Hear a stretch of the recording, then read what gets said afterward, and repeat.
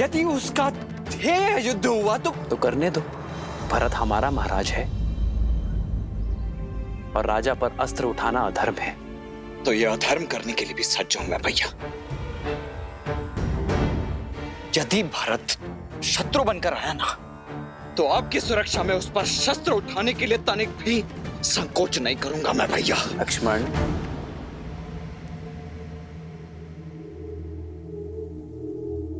राम भैया,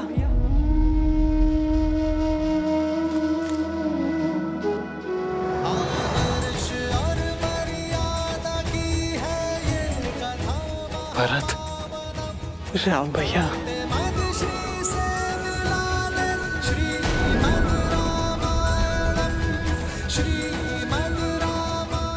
मेरा भरत।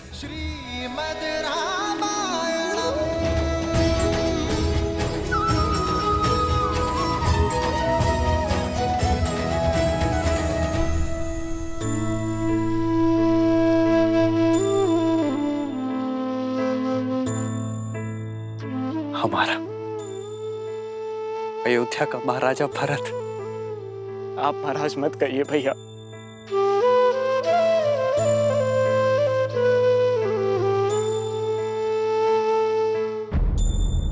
अपराधी हूं मैं, आपका दंडित होने आया हूं आपसे। जो दंड देना है भैया मुझे दीजिए, मुझे दंड दीजिए भैया। उठो भरत।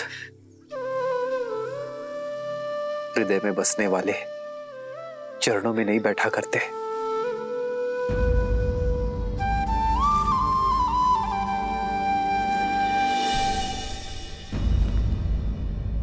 मैं हृदय से लगाने के नहीं बल्कि 100 कोड़े बरसाने के योग्य अपराधी हूं मैं आपका। मुझ पापी के कारण आपको इतनी वेदना भोगनी पड़ी। महलों की शोभा बढ़ाने वाली मेरी भाभी मां को एक वनवासी का जीवन जीना पड़ा और अपने प्राण से प्रिय लक्ष्मण को इतना कष्ट भोगना पड़ा। मुझे दंड दीजिए भैया, मैं इसी का भागी हूं, इसी का भागी हूं मैं।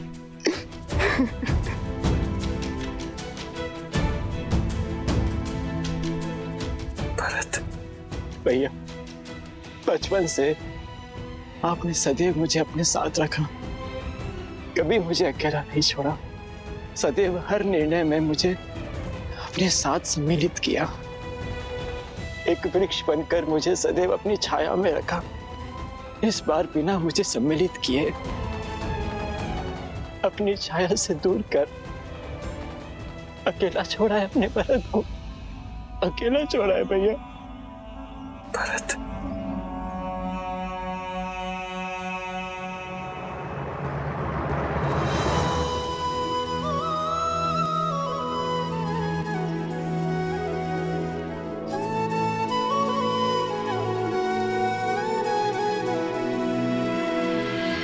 देखी भरत भावुक रघुराई,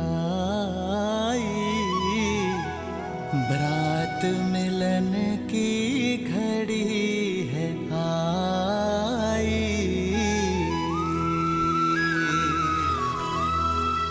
प्रेम सहित प्रभु हृदय लगाए, दृश्य मनोरम मन हर्षाए।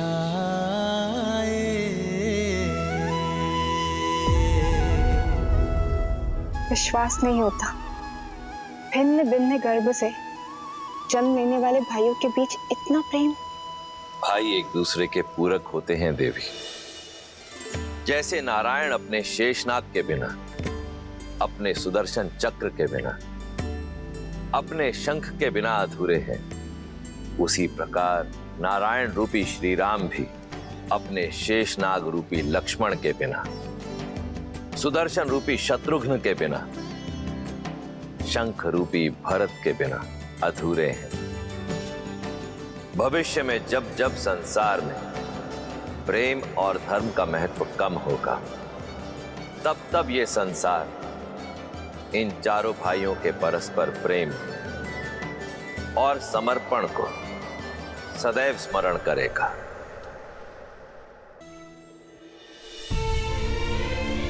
मां,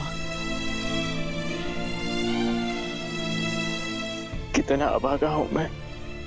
हाँ, शब्द कह तो दिया, किंतु संकट की घड़ी में अपना पुत्र धर्म नहीं निभा पाया। मुझे तो नर्क में भी स्थान नहीं मिलेगा माता। ऐसे अशुभ शब्द ना कहो भरत। अशुभ तो आपके साथ हुआ है माता। अपराधी हूं मैं आपका, पापी हूं मैं। लक्ष्मण, लक्ष्मण तुम्हारा भी अपराधी हूं मैं, पापी हूं मैं। तुम ही दंड दो मुझे। उठाओ ये धनुष और चला दो बाण मुझ पर।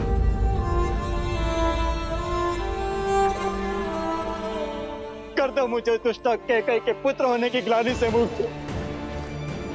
कलंकित कर दिया उसने मेरा जीवन। भरत,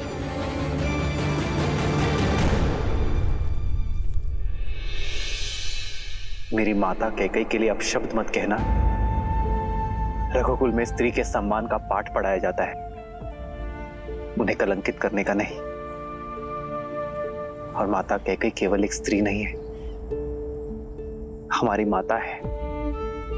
पिताश्री की तो सबसे प्रिय है माता कैकई। सोचो भरत, जब पिताश्री को ज्ञात होगा कि तुम्हारे विचार ऐसे हैं तो कितना कष्ट होगा उन्हें।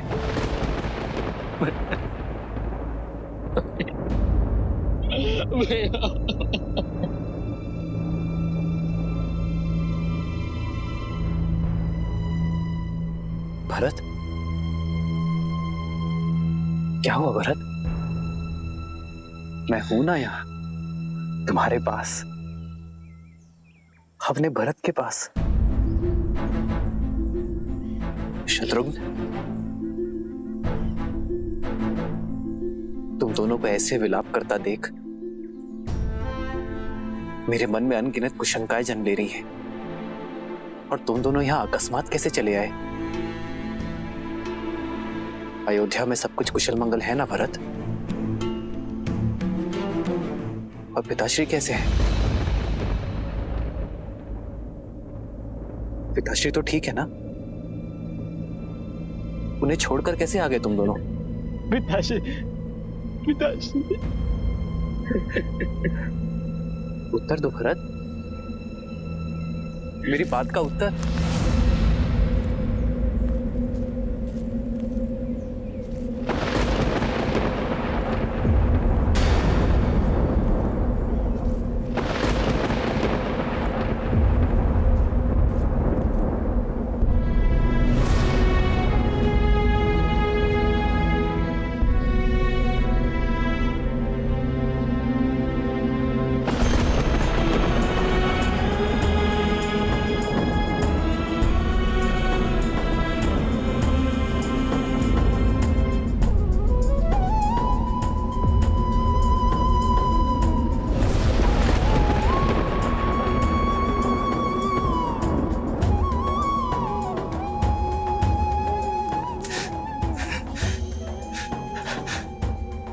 हमारा हाथ हो गए भैया।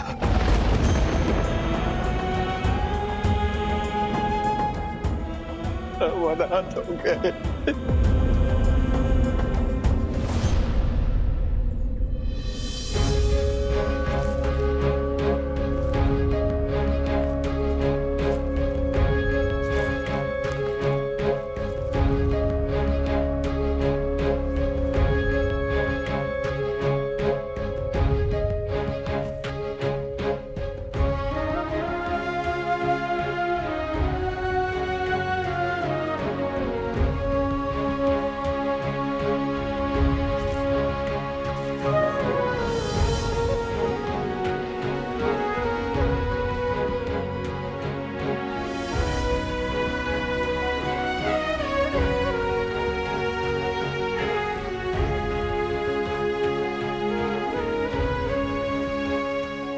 मां, पिताश्री के जलने के बाद मेरे माओ की ममता का ही तो सहारा है मुझे। यदि आप टूट गई मां, तो इस राम को कौन संभालेगा?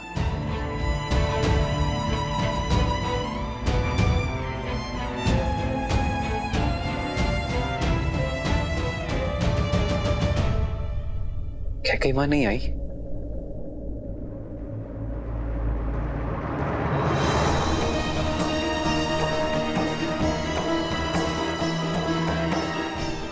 मां,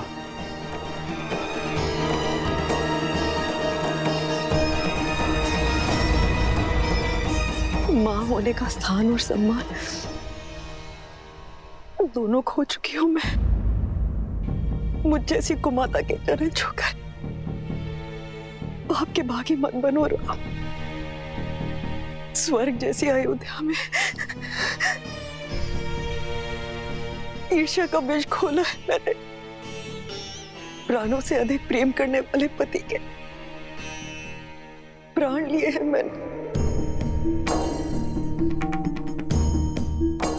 सगे पुत्र से भी अधिक प्रेम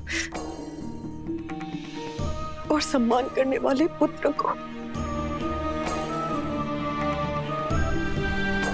कष्टों का ये वियोग दिया है मैंने राम।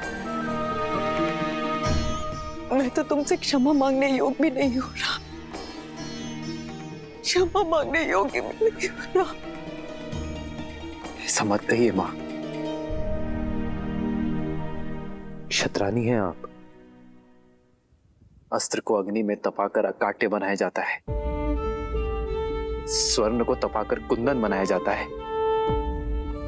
आप तो अपने राम को और सबल बना रही हैं मां। सब नियति का खेल है मां। जो आज अशुभ है वो कल शुभ हो जाएगा। यदि आपने अपने राम को चरण स्पर्श करने ना दिए तो आपके राम का जन्म व्यर्थ हो जाएगा मां।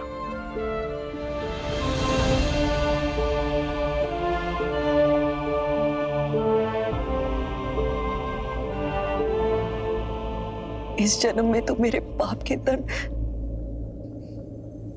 असीमित है राम।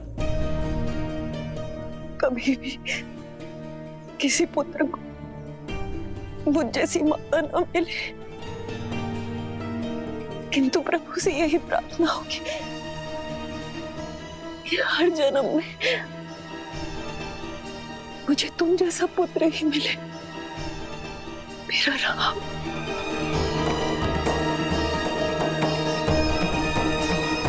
राम,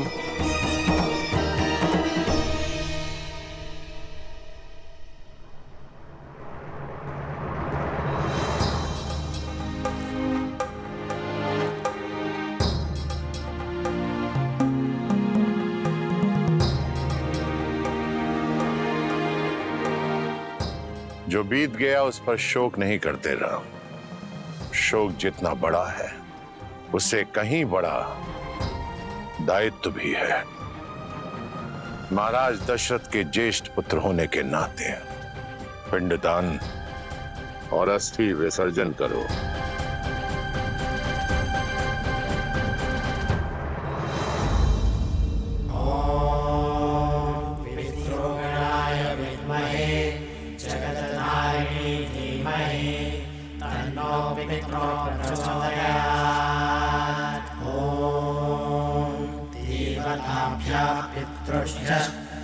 महायोगेभ्य एव च नमः। स्वाहायै स्वधायै नित्यमेव नमो नमः। ॐ आद्यभूताय विद्महे सर्वसेव्याय धीमहि शिवशक्तिस्वरूपेण पितृदेव प्रचोदयात्।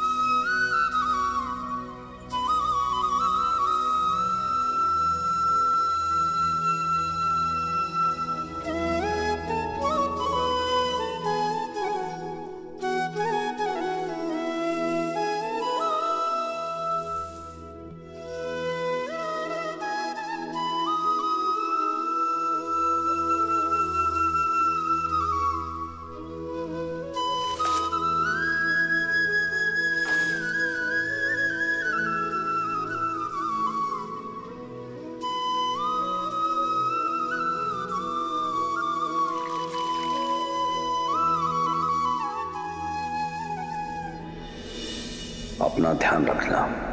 जी पिताश्री, मैं अपना और अपने भाइयों का ध्यान रखूंगा।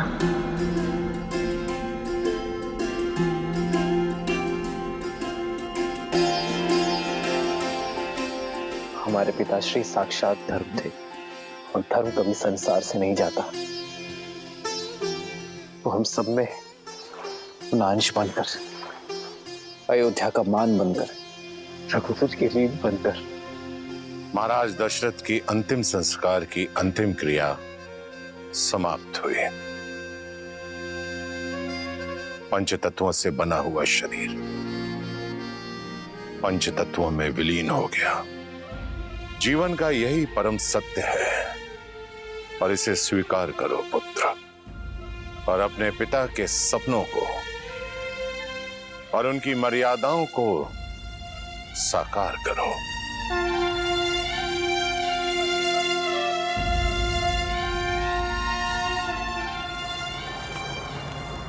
प्रणाम आचार्य, प्रणाम श्री राम। मिथिला नरेश, महाराज जनक पधार चुके हैं।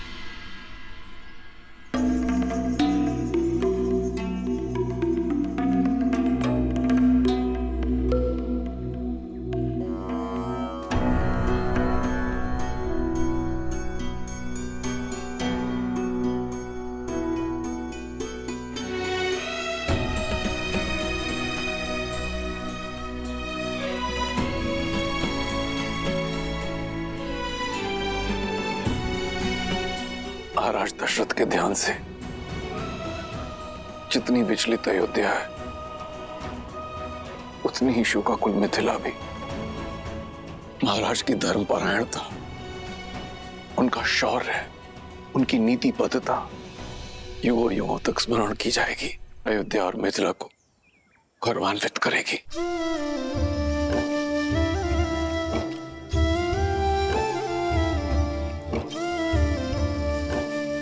जिस पुत्री को इतने लाड प्यार से पाला, उस पुत्री को इस वनवासी रूप में देख आंखें भी भर आई और मन भी। मैं तुम्हारे लिए तुम्हारी माता का संदेश लाया हूं। वो चाहती हैं कि तुम अयोध्या लौट जाओ।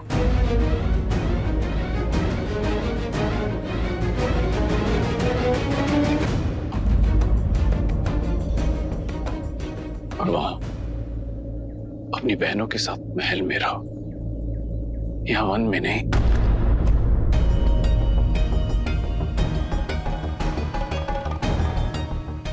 जैसे राम के साथ लक्ष्मण है, वैसे ही अपनी बहनों के साथ सीता।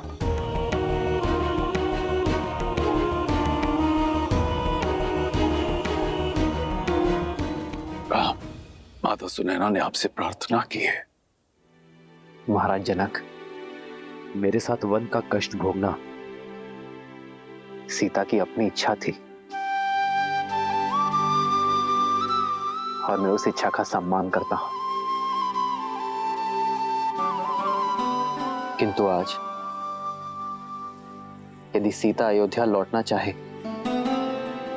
तो मैं उस इच्छा का भी उतना ही मान रखूंगा।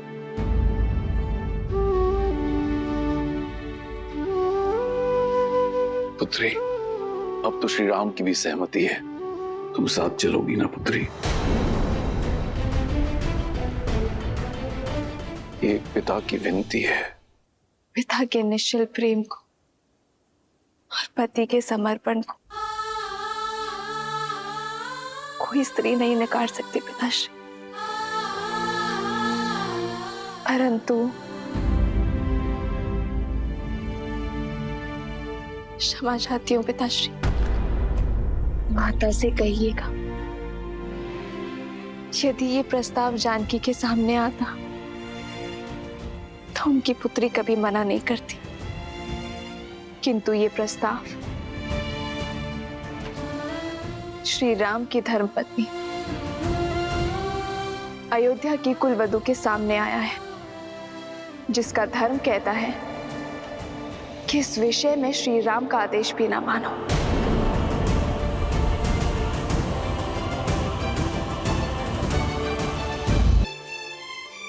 कि अग्नि साक्षी बने हैं हम, और ये बंधन इस संसार के किसी भी कष्ट से नहीं कटेगा।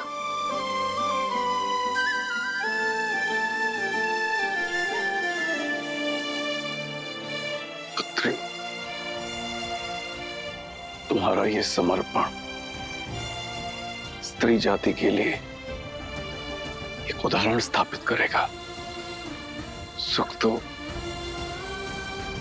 साथ मिलकर सभी भोगते हैं, किंतु जो साथ मिलकर कष्टों में आनंद ढूंढे वही सच्चे दंपति हैं।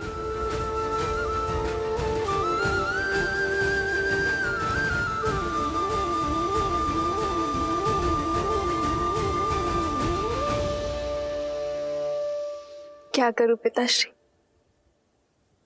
आपने संस्कार ही मुझे ऐसे दिए।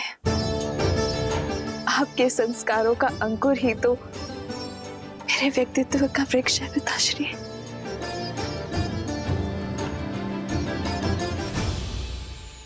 और अयोध्या में जो विष की फसल लहरा रही है उसे काटने के लिए आप सभी को लौटना होगा भैया।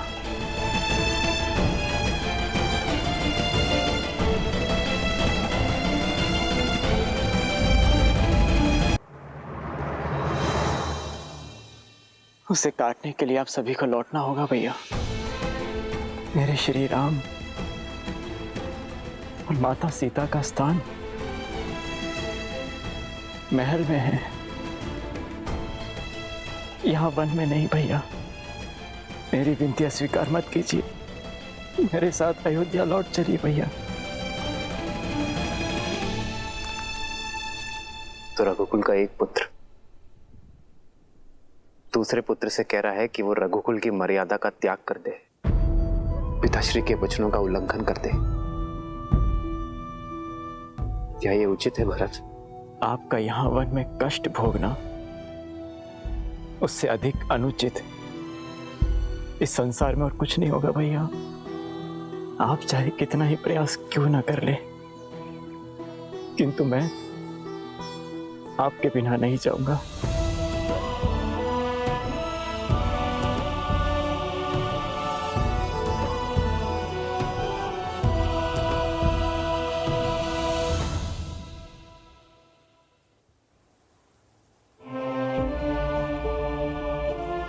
महाराज जनक, अब आप ही समझाइए अपने जमाता को। इस समस्या का समाधान केवल तर्क से लिया जा सकता है। कल प्रातःकाल सभा में लोकमत, ऋषिमत, वेदमत और धर्म के अनुसार राम के अयोध्या लौटने का निर्णय लिया जाएगा। यह हमारा सौभाग्य है कि यह समस्या महाराज जनक की उपस्थिति में उत्पन्न हुई है। अब राजा और ऋषि होने के नाते कल सभा में इस धर्म संकट का धर्म संगत निर्णय महाराज जनक ही निकालेंगे।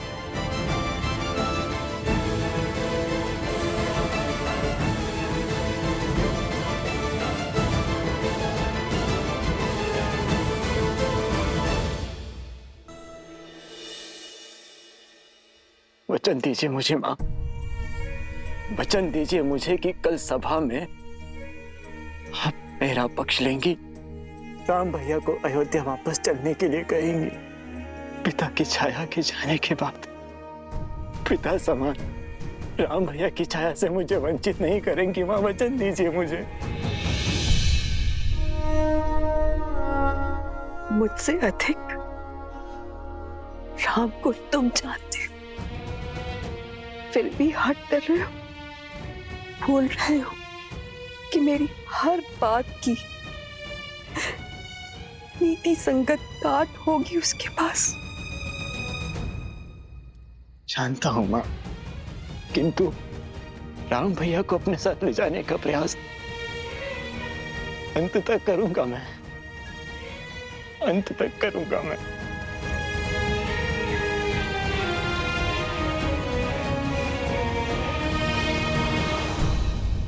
भरत भैया का आपके प्रति प्रेम और समर्पण देखकर मैं गदगद हो गई आर्यन। भरत का समर्पण इतना पवित्र है, इतना पावन है कि कभी कभी मुझे भय लगता है सीता, कि उसकी प्रेम की पवित्र धारा में मैं कहीं बह ना जाऊं।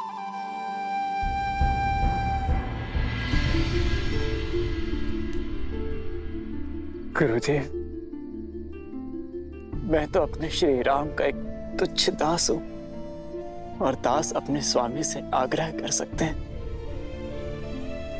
उन्हें आदेश नहीं देते, किंतु आप गुरु हैं उनके, वो आपके आदेश को नहीं टाल सकते। गुरुदेव, इस भिक्षुक की झोली भर दीजिए। आप ही है जो मेरे राम भैया को मेरे साथ चलने के लिए कह सकते हैं, अयोध्या का गौरव लौटा सकते हैं। उनके बिना मेरे जीवन का अर्थ ही समाप्त हो जाएगा। यदि भैया मेरे साथ नहीं आए तो किस मुख से लौटूंगा मैं अयोध्या, किस मुख से लौटूंगा? तुम धन्य हो भरत, तुम धन्य हो। जिस प्रकार भक्त की निश्चल भक्ति के वश में आकर भगवान सृष्टि के नियम तोड़ देते हैं और विधि के विधान को बदल देते हैं, उसी प्रकार मैं भी कामना करूंगा और प्रयास भी करूंगा कि राम अपना निर्णय बदल दें और अयोध्या का गौरव अयोध्या आ जाए।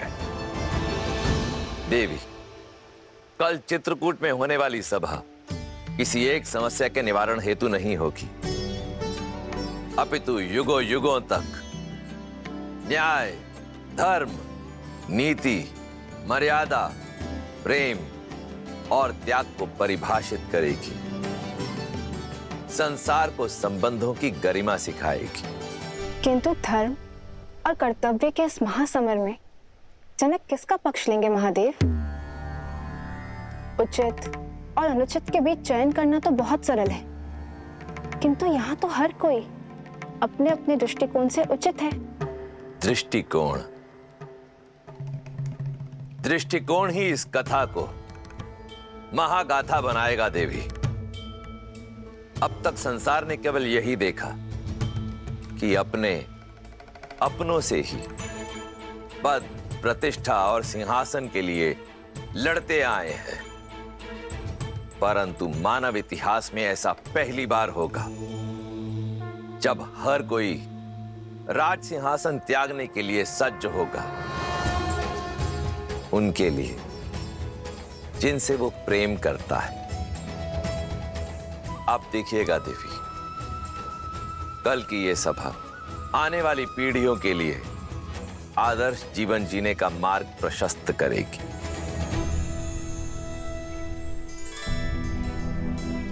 भैया, मैं और अयोध्या की संपूर्ण प्रजा गुरु वशिष्ठ और ऋषि जबाली के साथ आपसे पुनः अयोध्या लौटने की विनती करने आए हैं। अयोध्या पर कृपा करें भैया, हम सब पर कृपा करें। ये वनवासी का जीवन अब छोड़ दीजिए। माता सीता और मेरे प्रिय लक्ष्मण के साथ घर आ जाइए। अयोध्या का राजभार संभालिए भैया। जिनका तर्पण हमने कल किया है वो केवल हमारे पिताश्री नहीं है भरत, साक्षात धर्म है, और उनके पश्चात उनके धर्म का उत्तरदायित्व हम पर भी है। जो वचन उनके जीवित रहते निभाया, वो उनके मरणोपरांत कैसे तोड़ दूं भरत?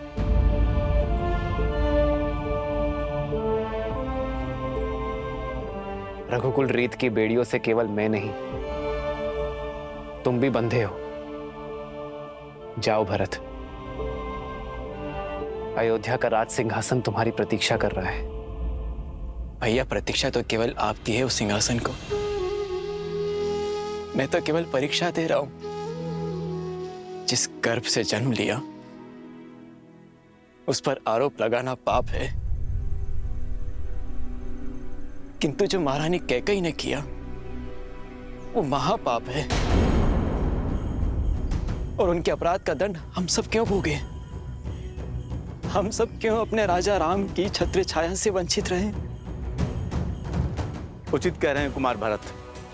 दंड तो महारानी कैकेयी को मिलना चाहिए।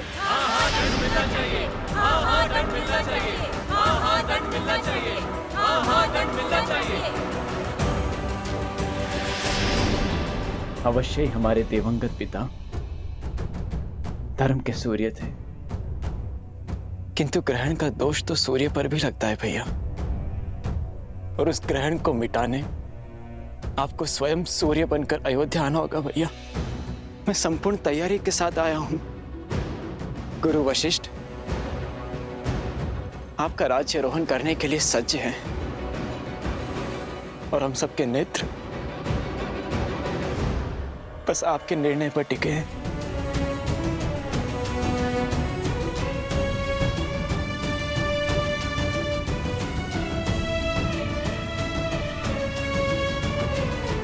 भरत, भ्रातृ प्रेम और समर्पण की पराकाष्ठा स्थापित की है तुमने, किंतु मैं तुम्हारा प्रस्ताव स्वीकार नहीं कर सकता।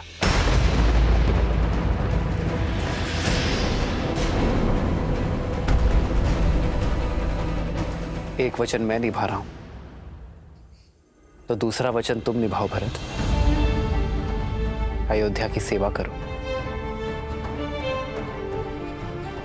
मेरे भाग्य में तो संतों की सेवा का सुख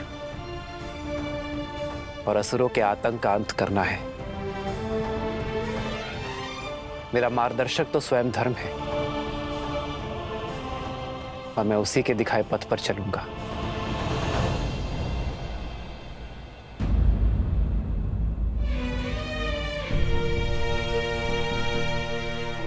तुम्हारी माता होने के नाते, अयोध्या की महारानी होने के नाते कुछ कहने का, कुछ मांगने का अधिकार नहीं है मुझे, किंतु एक अपराधी होने के नाते मैं कुछ कहना चाहती हूँ राम। ये सब कुछ मेरे कारण हुआ है।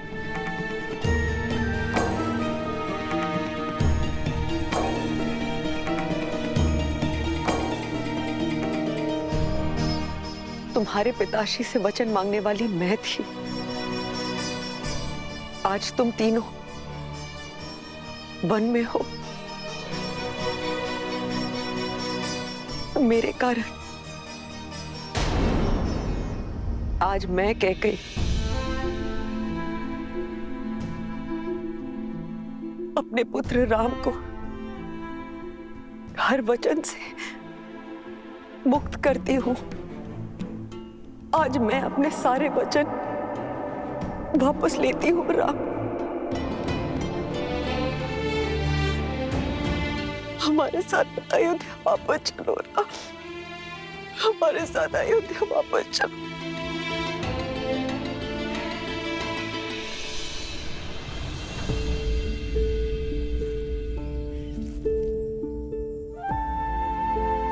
बहुत देर हो चुकी है मां। वचन वापस लेंगे किससे? उन पिताश्री से जो अब रहे ही नहीं।